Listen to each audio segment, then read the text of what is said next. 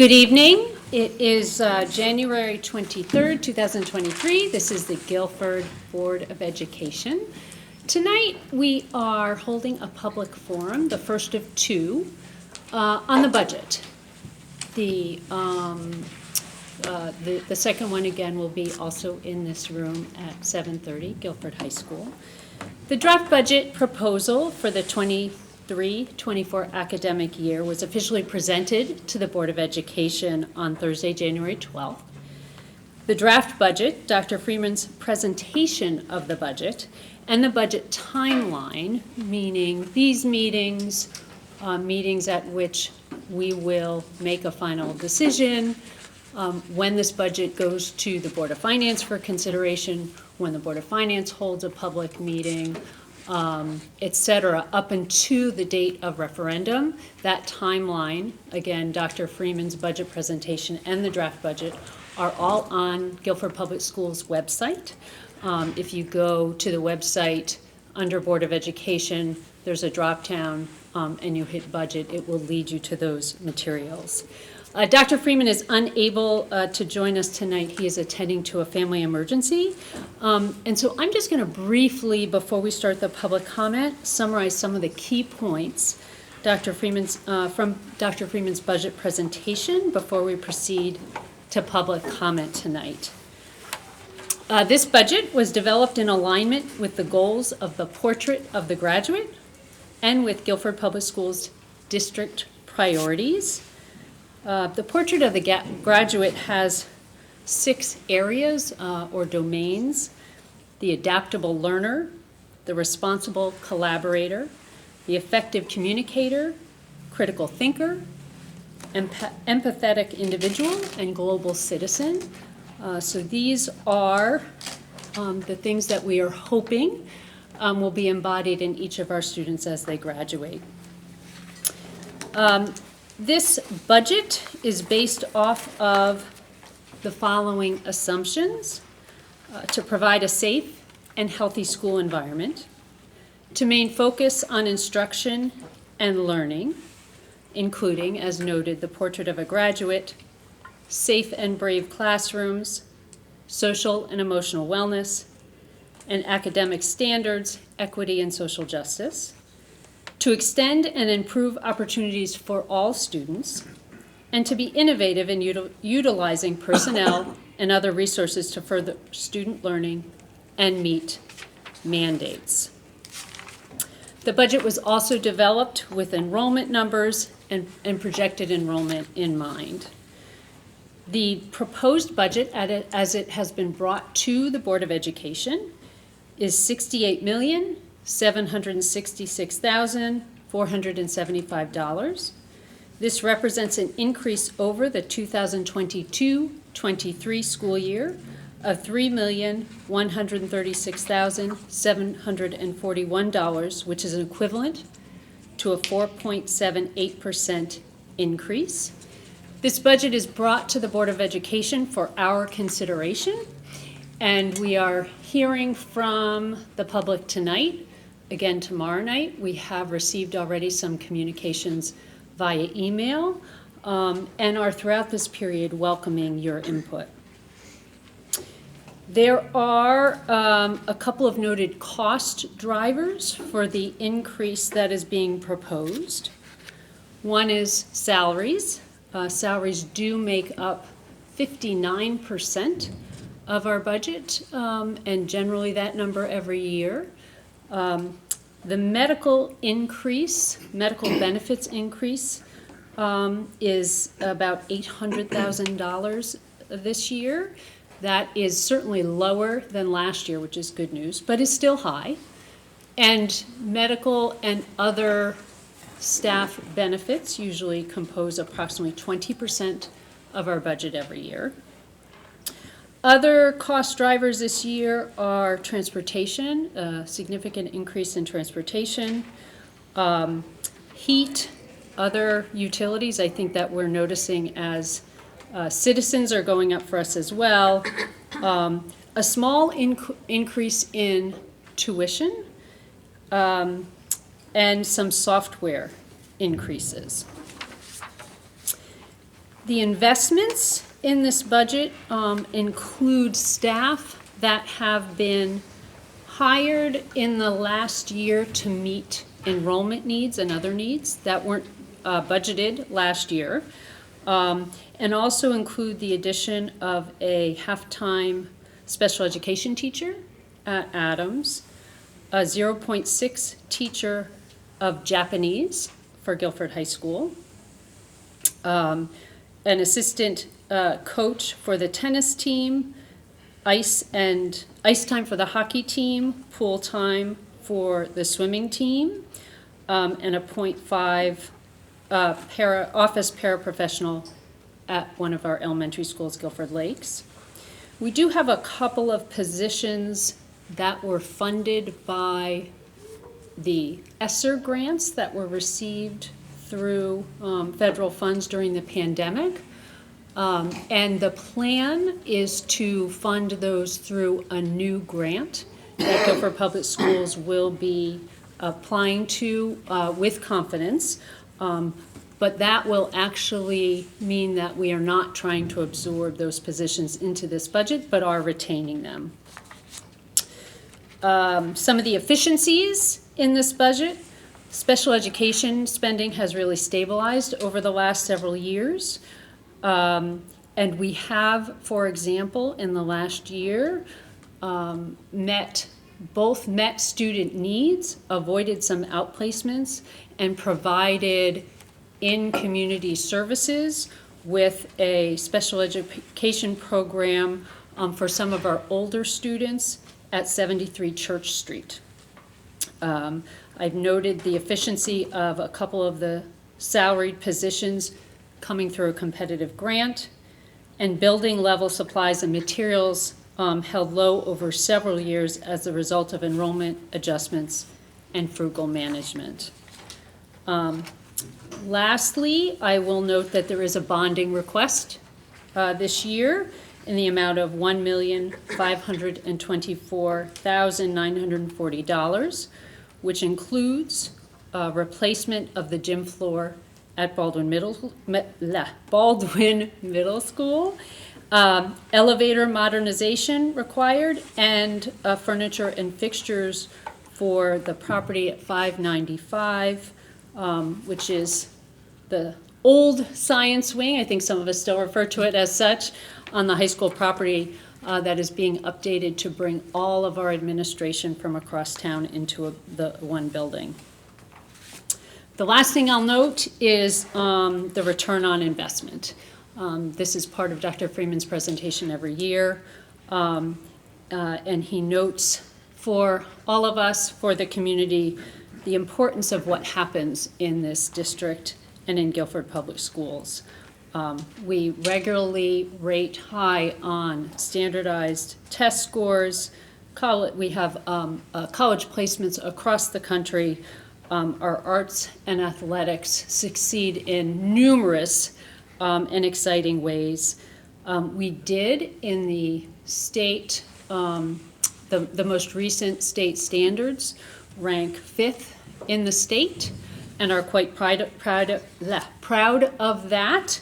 While we continue to have per pupil spending, that puts us at about the halfway mark across the state. So this is a time that we are here tonight to hear from you. What have you seen in the budget that you'd like to comment on? If you have a question about something that you've read in the budget that you're unsure of, or simply want to provide the board input as we consider the budget that has been brought to us by the administration in preparation for making adjustments that we may see fit, and then voting.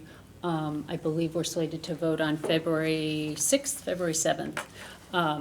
So I would, with that introduction of the budget and a brief summary of Dr. Freeman's presentation, open up to you, the public. We invite you, if you would like to address the board, to come up to the podium. We ask that you provide your name and address for the minutes, We ask that you keep your comments within 4 minutes, since we just want to make sure that everyone has an opportunity to speak. And we welcome whoever would like to go first. Ms. Balistraci, any chance you could introduce everybody at the table? Thank you. That's a really great, no, that is a great recommendation. So we usually have nameplates in front of us. We're unable, they didn't arrive to us tonight. So thank you for that suggestion. My name is Dr. Katie Balistraci. I am the chair of the board. I'll ask to go left here first. Moira Rader, Vice Chair of the Board of Ed. Kristen Peck, Secretary of the Board of Ed, and I'll be keeping time tonight, so as you get in your 4 minutes, I'll raise my hand so that you know when to wrap up comments. Dick Hirsch on the board. John Delaventura. Christy Faulkner. Arnold Scudda. And Jennifer Baldwin. All right, thanks so much. So again, we welcome anyone who would like to address the board to come up to the podium. I have to get going, so I wanted to go first. Good evening, members of the board. Yeah, you don't have to. Oh, okay. It's been so long, like in person. I've been watching on the YouTube. I'm so sorry, can you give us your name and Yes. address? My name is Rebecca Chung, with 2 children in the Guilford Public Schools District, a 3rd grader at A.W. Cox Elementary, and an 8th grader at Adams Middle School. I'm on Boston Post Road. So I have been actively involved in our school communities for several years. I'm currently on the A.W. Cox PTO Advisory Board and the Adams Executive Board as treasurer. So after looking over and reading Dr. Freeman's budget proposal for the next school year, I am here to just ask and get clarification regarding the other building expenses admin, which is listed actually on every page for each respective school. I noticed, for example, on page 21 for Adams, there is $9,100 proposed. It is my understanding that these funds are to be used at the discretion of admin as needed for anything in the school related to the building. I'm asking for clarification because I am fully in support for improvement of any building in our school district. For example, I was fortunate enough to be allowed in the Adams building for 3 hours when I volunteered during a PTO holiday cart to treat our teachers and staff to show appreciation, and was frankly sad to see the condition of the school, the overall appearance that our students and teachers were in. There are specific areas that definitely needed some sprucing up, to say the least. I want to be clear that this is not in any criticism or blame towards the custodian staff, who I actually seen working hard all the time. Another example was the teacher's lounge in the basement, which was completely barren and unused. It is also no secret that there are behavioral and bullying challenges across the district. I feel that this is an unfortunate impact to all the stress and uncertainty that we all had to face during COVID. The kids as well as the teachers have gone through a lot of mental stress, and the test scores certainly reflect that in terms of what they have learned. The facts of the matter is that math and reading scores have all gone down, and we need to really support the teachers that actually are still dedicated to teaching our children, the good ones. The good ones, I mean the good teachers that are sticking it through. Recently, I was surprised when the admin at Adams asked our PTO for $1,200 for a rug, as this was not in our original PTO budget we had planned prior to the start of the school year. It made me question, does the admin at our school feel supported? I'd like to ask the board very frankly, is our district unable to fund a $1,200 rug? Clearly, what I would assume a building expense for Adams. I ask for more transparency because the common goal as parents across the district, regardless of any political affiliation, is the desire to support all the kids to have access to enriching hands-on experiences and to support their mental and social well-being, especially after the last couple of years. Our school communities are always looking to donate wherever and whenever there is a need. One of the great things I love about Guilford, I just cannot understand why the admin at Adams would think parents would support a rug of that cost instead of, for example, something to improve the school climate directly, like the teacher's lounge to retain the good teachers we have, or it's no secret the loss of staff, or maybe something for the kids directly, which maybe they can have a part of, a youth advisory board to make their voice heard on what they think that their school needs to make the climate better. I just would appreciate any clarification on this particular, because as a member of the Adams PTO board, our goal is to support our administration, teachers, and students where the district is not able to. I just ask for any funds of the budget to be allocated and used mindfully, given this is a true chance to go back to a normal pre-COVID school year. Thank you.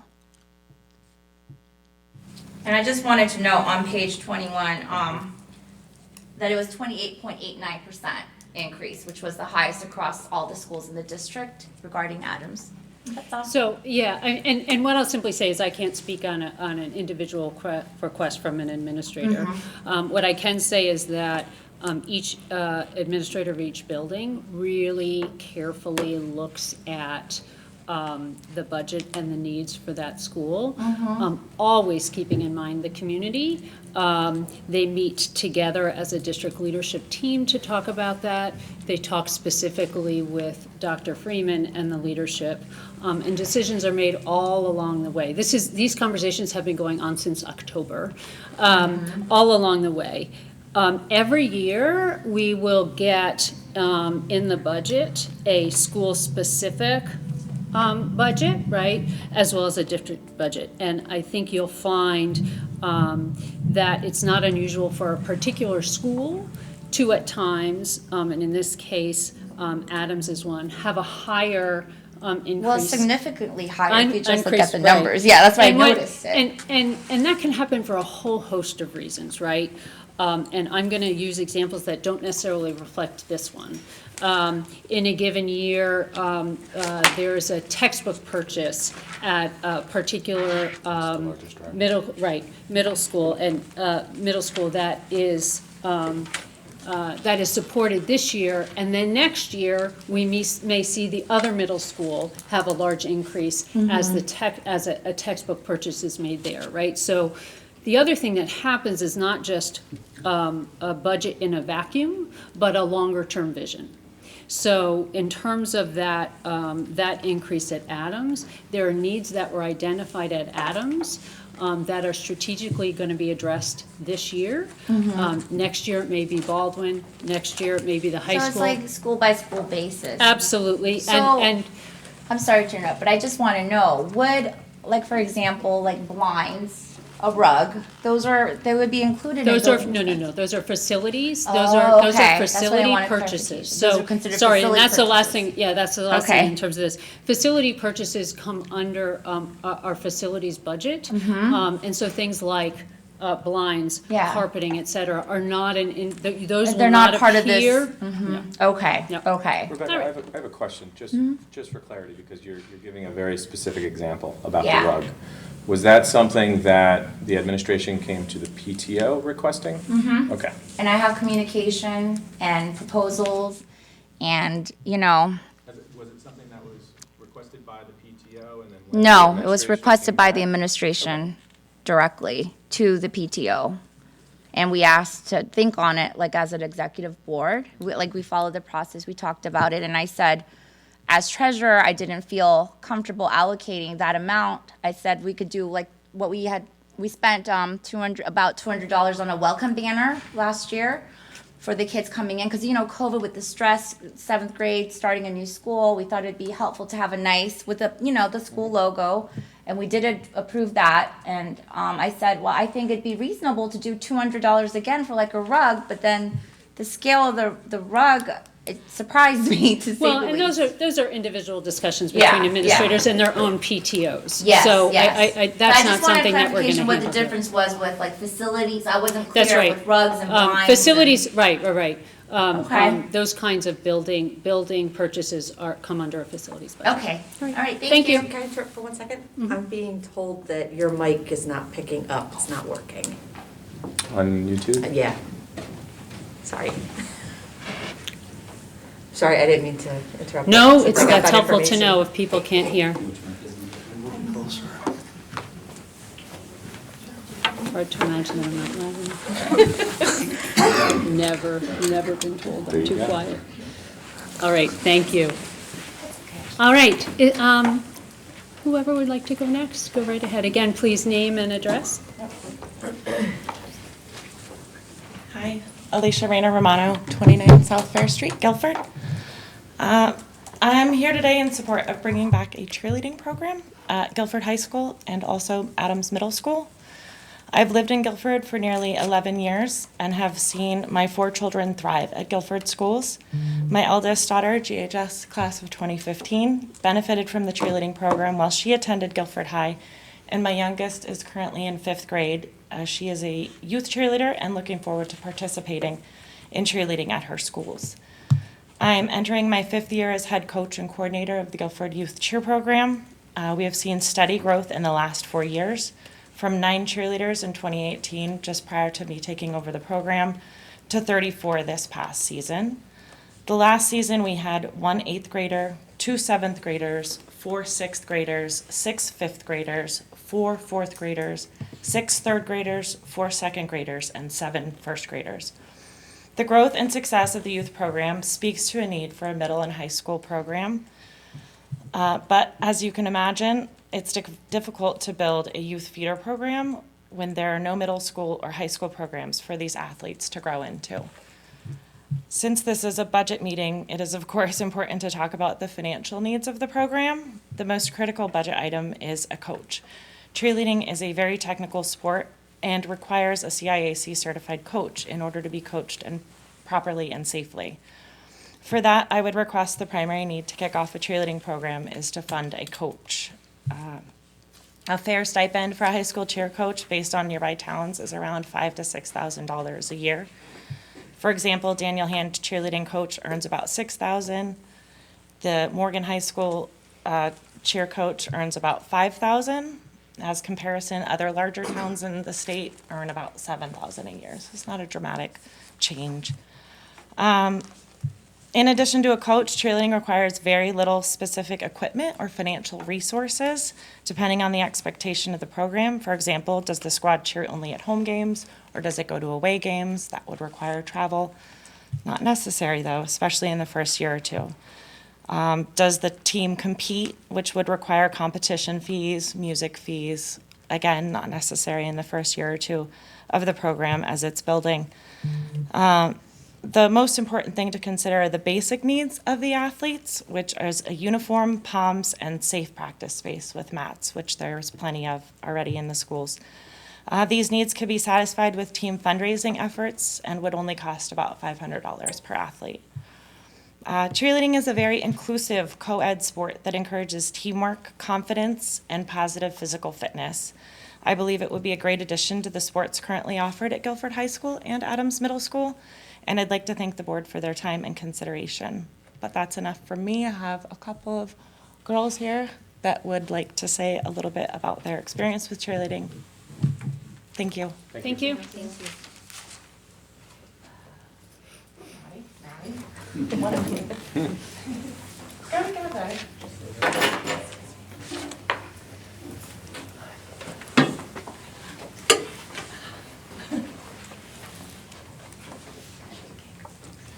Hi, I'm Madison. I live at Podunk Road, and I'm going to high school next year. And I think it would be a great idea to add a cheerleading program at the high school. I moved to Guilford, and when I was little, I always dreamed about being a cheerleader, so I was super excited to join the program. And it was a way for me to stay active during the summer, and I made a lot of connections with the other girls that I may not have met otherwise. I think it would be a great opportunity for the other girls at this high school to just be included and be able to support their team in town. Thank you. Thank you. Thanks. My name is also Madison. I'm in 11th grade at Guilford High School, and I live on Woods End Road. I drive 45 minutes 4 times a week to go to a club cheer practice, and I only started this sport in the summer, and I have like a lot of gymnastics background and stuff, which helped me, but I've been with my team for under 6 months, and I've already created lifetime friendships, and along with doing it for only under 6 months, I've been giving practice invites and offers from top-tier colleges such as Aquinas in Michigan and Towson University. Cheerleading is a sport that requires trust, dedication, and support. Being a part of a team that I know will catch me if I fall and there to be support, has not only helped me in my everyday life, but has literally created a place to help me feel safe. As well as creating comfort for myself, everyone on the team boosts each other up when they are feeling down. The best part about cheer is that all you have to do is work together no matter what. Yes, they are sometimes a disagreement, but the bonding that cheerleading holds makes disagreements disappear with simple talk. When one person is feeling down about their stunts or their tumbling, we all join in to make sure that person feels comfortable. I know from personal experience that Guilford High School does not have as much school spirit as other schools, and I've even talked to my friends from like Hand and Brantford, and they all agree that Guilford does not have the school spirit that their schools do. You can see that each year that classes come in, the spirit dwindles. Having a cheer team as a part of the spirit squad is meant to cheer on the school and help school spirit. A lot of the time, I feel like I'm the only one dressing up for school spirit, and during pep rallies it's fun, but not a lot of people are involved, and in the student section, so many people, now I'm trying not to expose them, but they are always saying how they want to leave. Being a part of a student section like that is kind of embarrassing, and I'm not gonna lie. Having a cheerleading program will help the hype in the school. A sport that incorporates both dance and gymnastics is completely different from any of the sports offered here. There are only 3 spots offered on the gymnastics team since they have to practice with hand, and having a brand new option will attract people that they are looking to try something new. I personally love the dance team, and we were talking about maybe incorporating the dance with the cheerleading team. That would be another amazing opportunity. Now is the perfect time to create this program because there are so many girls enrolled in the youth program and that they are graduating, growing out of the youth program, so they would not have opportunities to cheer outside of the youth program, which is sad. It would be devastating if they could not continue this passion for this sport. Again, it could open the door to new amazing opportunities, talent, and experiences with the high school. Thank you. Thank you. Do we know when the last year we had a cheer team was? It was a team here at GHS. Does anybody know when the last year we had a team here at GHS? Fall of 2017? Fall of 2017. My neighbors used to be on the cheer team. All right. Is there anyone else who would like to address the board tonight in public forum? All right. I'm Patrick Romano, 29 South Fair Street by the Green. I am the husband to the youth cheer coach. I'm sure we've all heard the joke football widow. I like to joke that I'm a cheer widower. My wife is very committed to this program with the young girls here in town. And I would just like to say, in support of my wife and the girls, and the amount of time that all of them put into this program for youth. You know, I'm a homeowner here in town. I own a business here in town. I proudly pay my taxes on my commercial real estate, my personal real estate, and I love this town. I moved here 11 years ago from San Francisco, moved 3,000 miles with 4 kids, and we chose Guilford because of the education we felt that our kids would get here. I do have a child at Adams Middle School, I have a child at Baldwin, and I have a freshman here at the high school, and one who graduated from the high school. 2 of my kids are boys who play in Guilford Youth Football and have through almost since they were the first year that they were eligible.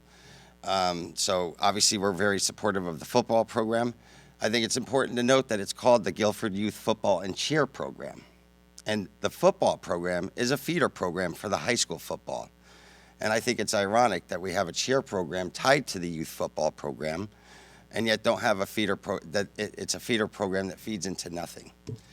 When I look at the budget and I think about the cost that is associated with bringing one person on in a part-time position at, let's say it was $5,000 in comparison to the overall budget and what I think it could bring to these young ladies who put a lot of time and effort into this and get a lot back out of it and what I think it could bring to the school. And mind you, as you pointed out, this school had a program and it had was it not a paid, they had a paid coach at one time. And for various reasons I won't get into, it was allowed to dissolve. Part of it was lack of support at the administration level at that time. But I think it's really important. I'm up here to support these young ladies, and I'm up here to support my wife. And I see some coaches here as well tonight. And I think it's great that they're here supporting these young girls. So I would respectfully ask, and by the way, I want to say first, I meant to say this when I came up here. Thank you all, irrespective of what you decide, thank you for your service to this town. I think that's it's appreciated, because I know it's sometimes a thankless job. But it is appreciated. And again, as a father of 4 with kids in these schools, it means a lot to me. So I'm just going to leave it at that. I really hope that this board takes it under consideration. It means a lot to these young girls. And I see, I have a lot of young high school kids that work at our business. And they've talked about it. So I know it means a lot to these young ladies. And I felt the need to come up here and support them. Thank you. Thank you. Can I ask a couple questions? Of us? Of the cheerleading folks? Can we ask them questions or no? Sure. Yeah, go ahead. I mean, if it's clarification question, sure. Yeah. Can you guys just give me a sense of how many girls, like you mentioned that we have a gymnastics program that we share with Madison that has 4 slots on it? 3. 3. Okay, so we can have 3 Guilford people on a gymnastics team. And then there's the dance program. Is that a competitive program at the high school? The dance program is a club sport. It's a club sport. And how many participants do we have in the dance program? I think it varies by year, anywhere from 15 to 20 or so. Okay, so it's a relatively good-sized program. So 15 to 20 people. Yes, and it's run by a parent volunteer. Okay. And I do. Not a qualified dancer. Oh, I'm sorry. I certainly didn't mean to interrupt. No. Go ahead. I do believe, and maybe you're getting to this, I feel like in this budget process, maybe 3 years ago, this was a consideration, but I believe there's a threshold of having at least 10 Right. students. Sounds like you're maybe getting there, so I didn't mean to jump ahead of you. 10 students, a minimum threshold of 10 students who might be able to participate, and I believe we ran into not quite having that number at one point when we were talking about the cheer program several years ago. To my knowledge. That may be where you're heading. Yeah, which of course it's almost impossible to say. Like we can't Right. guess how many of the participants would want to participate in cheer, but it's good to get a sense since you guys are mentioning that there's that it's gymnastics and dance kind of combined. I do know one thing. There was a few years ago, a couple of the captains on the football team circulated a petition amongst. Last June. It was last year. Circulated a petition where over 20 girls in the school here signed on that they would join a cheer team if one existed here at the high school. I don't know what became of that petition, but it did circulate. Okay. And it was instigated by the captains of the football team. Okay, thank you. Anybody else who would like to address the board on the budget? Sorry, I interrupted. All good, all good. Good evening, Nate Jacobson, 1470 Long Hill Road. I know many of you on the board. See, I was trying to count in my head how many years consecutively I've been coming to these budget meetings. The ones that I don't attend, like last Mondays, I tune in. So I consider myself pretty keen into the underground. This is a $68+ million budget, and I've been coming for 7 years straight. And the stuff that gets talked about is athletics, music, extracurricular activities that people advocate for. I bring that up as it's an interesting process that we're talking generally about a small amount of money in such a large budget. That balanced with the education and the academic programs are of course going to be the biggest priority. That also balanced in my head with exactly what Pat talked about is the amount of time and service that you guys give. I see the tip of the iceberg when I'm here at these meetings and when I'm watching on the YouTube channel. And a huge thank you to everything you guys do. It's not the phone calls that you're making with one another, with administrators, the prep in your committee meetings. I thank you a ton for your time. I can't help but think 7 straight years I'm coming to this, and it all comes down, or more comes down to emotional, social emotional, extracurricular activity type things that gets discussed here more than class sizes. I mean, that certainly gets discussed more than how can we improve this academic program, where are we going that. I know all those conversations are had on the side, but from the public perspective, I think music, extracurricular activities, athletics are very important, because this post-COVID time is the most obvious or pressing when you look at the statistics on mental health. To me, there's nothing better than social emotional learning and social emotional wellness than getting kids involved in activities, athletics, music programs. I'm personally a PE, a sports guy, but I recognize that a kid doing the dance club, the music program, the chess club, that's their thing that they wake up in the morning and they're excited to come into school for. I know that our athletic director, Mr. Jarvis, recommended, I believe I heard 4 assistant coach positions. Dr. Freeman prioritized it to 1 that was going forward to you guys. I'm aware that roughly 11 months ago, last February, it seemed to me to be a very eye-opening experience for the board, with both questions as to where some of the athletic funding went, some equity issues, and I got a real sense that the board was passionate and recognized there's probably some financial equity issues here and some funding issues that we need to take a closer look at. After coming to these for 7 years, I think this board's got a real opportunity to try to, can we fix this in 1 year? Is this a 2-year plan? What is the plan? Balanced with, there's a $68 million budget. There are taxpayers that are worried, what are my taxes going to do? Can I afford to live in this town?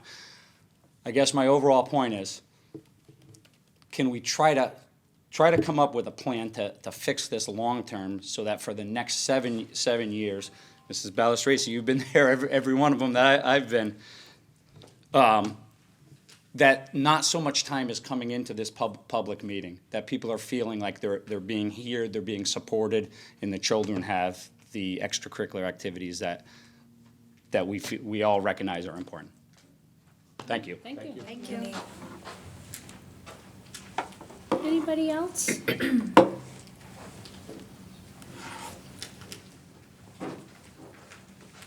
Hello all, thank you for your time. My name is Rob Federici. I live at 230 Village Pond Road. I have a child who currently attends the preschool program at Guilford Lakes Elementary School, and have seen firsthand the learning and growth that preschool can provide.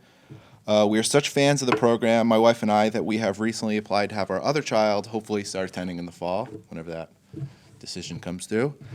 My wife and I both think it's a terrific program that provides high quality and affordable education for the children who are fortunate enough to be accepted through the lottery.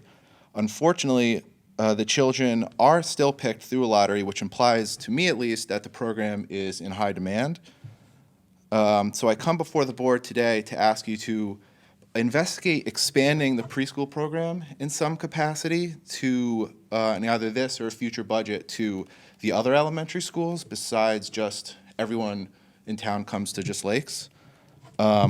I feel that this would be incredibly beneficial for both the additional students who would be able to attend preschool in their own elementary districts, and for the parents who would then have another affordable option for preschool relative to the various private institutions in the area. Thank you very much. Can I ask you a quick question, Yeah. just a clarification? Yeah. So the program at Lakes, Yeah. As you no doubt know, has typical peers and non-typical Right. peers. And as you can imagine, replicating that program in 4 schools Yes. or other. Am I correct in understanding your suggestion would be a preschool option in the other schools, not necessarily replicating the peer, typical peer, not typical peer.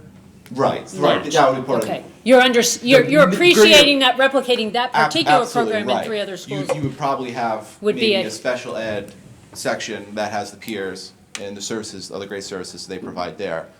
And then you could have a more traditional In the other preschool in schools. the other schools. Okay, thank you. Yeah. I want to make sure I'm understanding your request. Yeah, absolutely. Excellent, thanks so much. Thank you. Is there anyone else who would like to address the board this evening?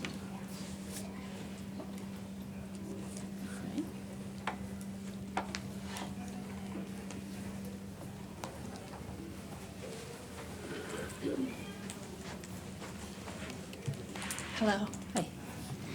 Hi. Polly Reeder, 280 Sage Hollow Road. Before I start, I wanted to say that I very much appreciate you guys' time and service. It's like no other time, basically, continuing with these strained times right now, and your support for the administration and teachers and how vocal you are about that. So we know that social and emotional learning is a top district priority and is prominent in our Portrait of a Graduate. The American Academy of Pediatrics states that recess promotes social and emotional learning. The CDC cites that this unstructured time improves student memory and attention, increases time on task in the classroom, and reduces disruptive behavior. So there are a litany of cognitive benefits of physical activity also, and much more research, but time limit, so I'm not just going to go on. So what I'm suggesting is a relatively small allocation that would benefit nearly 500 students in entire school, Baldwin Middle School. So Baldwin serves relatively young kids. When we call it a middle school, but they're 10, 11, 12 years old, grade levels that are partly or entirely within elementary schools in some other districts. And Baldwin is surrounded by amazing untapped resources. There are over 160 acres of wooded land that's town property with trails. And just if the kids could visit an acre of that, just a sliver of that, would be really amazing. And there are significant mental health benefits of being out in nature as well, very significant, rather than being on a parking lot. There's a small creek there, which is even better, just right adjacent to the parking lot. We also know that there are 2 athletic fields directly adjacent, and the very best hill in town, even without snow on it, right? So, can you imagine how fantastic it would be for the students to be able to run down the hill, roll down the hill, just go sit on the hill and have a whole different vantage point on things and talk to a friend? They can't do that. So all of this is directly adjacent, but off limits to the students at recess. It's right there next to them. So in addition, if you think of any one of our elementary school playgrounds, there's an average of 53 students in that space at one time, an elementary grade, one grade level out at a time. So you have 53 kids in that elementary playground space. And then if you picture Baldwin with the parking lot and the small grassy area adjacent to it, enough to play like informal ball, but it's not by any means, a sports field. It's a much smaller space, I would argue, and you've got bigger kids, and you have 120 of them, not 53. So, and then I would say that Adams has a similar problem to that, and they have further reduced their recess space this year, perhaps due to staffing, I don't know, but it's smaller. So I will say that Baldwin students are provided a healthy and appropriate amount of recess, at least in our American education model, and the administration has increased that in the last couple of years. They've seen the student need, I think even before the pandemic, but certainly now. They've seen the positive outcomes, and administration has been strong in wanting to keep that. I know you guys have heard that from him. So I think it's all the more worthwhile of a place to invest in the daily student time. So, and then we look at Adams. Adams has its student free time outside the class was cut out of this year's schedule, reduced by a third, below what the CDC recommends.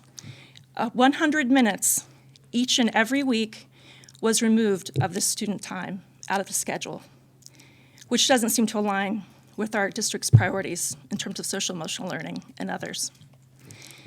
So for years at Baldwin, we've heard that students could go to an athletic field if a recess aide could go with them. An additional recess aide would be, $14.38 an hour, 2.5 hours a day. That would allow 120 students at one recess. I mean, they're not all going to go. It would allow, 30 kids 4 times a day to leave that parking lot in a little green space. And even without, there aren't many, they would have additional space even without, that doesn't require additional structures or equipment. The hill, the woods, that's what the kids want. Just a couple of alternatives to that funding. The ratio of students to the recess aid could be balanced out. I think ours tends to be a little bit low. Or parents have suggested that we would happily volunteer in the past. It's done elsewhere, but we've been informed that the district wouldn't support that at that time. So lastly, clearly more recess structures and materials are needed to meet the student needs at Baldwin and at Adams, but particularly at Baldwin, and so that they can better gain the more typical cognitive, social, and emotional benefits of recess. It's well documented. Oh, I'm going to ask you to wrap it up. Yeah. If other people are done and you want to come back up, that's fine, but I'd like you to stay within the 4 minutes, please. So we ask. Thank you. So we've made some progress in just 480 students. That's what it would benefit. Okay. Thank you. Thank you. Thank you. Is there anyone else who would like to address the board? Any other issues that anyone wants to bring to our attention? All right, and then I will, since I certainly just said that, if there's someone who had something else they wanted to say or didn't get to finish, we could certainly take some time now. I just had a quick question. Can you, I'm going to need you to come to the podium, please. Yep. Just after listening to the girls speak about the cheer and the dance program, he had said that it would only be like $5,000. Is that what they were requesting for a coach? Did they need a coach? I wasn't unclear, what would it take to run the program? The request I heard was certainly for a coach. A coach to run the program, correct? And it would be at the high school and middle school level? The request was for a coach at the high school and the middle school. Okay. I'm simply making sure that I'm I confirming was the trying- request, right? yeah. This Well, is I'm in support of that. I thought it sounded great. Okay, thank you. Yep. Anybody else have anything they'd like to bring forward to us? All right, well, we really thank those of you who came tonight to speak to us for doing so. It is always a little bit easier to make decisions when we have a sense of what some of the public is looking to see. We have, again, another public forum tomorrow night at 7:30 here at Guilford High School for folks who were unable to come tonight. And for people who couldn't make it to either of those meetings, every board member has their email address up on the Guilford Public Schools website. We have received a couple of emails from the community already with regards to the budget, and certainly are open to hearing from anyone who couldn't make it to one of these meetings. Just the general short-term schedule, again, is that we will have this public forum again tomorrow night. Per the budget timeline, we are going to be meeting on Monday, February 6th for a special meeting to approve a final Board of Education budget to put forth to the Board of Finance.